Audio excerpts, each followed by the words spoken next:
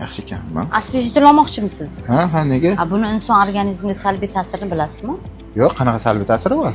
Hozir aytib beraman.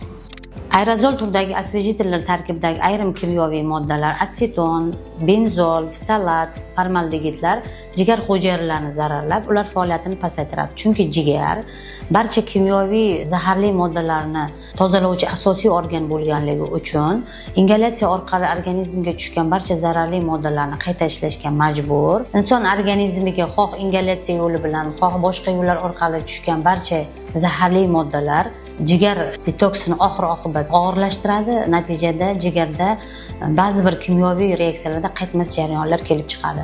Osvejitellardan ko'p foydalangan insonlarda ko'pincha bosh aylanishi, bosh og'riq, quruq yo'tal, ya'ni allergik reaksiyalar kuzatiladi. Shuning uchun sizlarga osvejitellarni tabiiy, ya'ni efir yog'laridan tayyorlanganlarini maslahat beraman.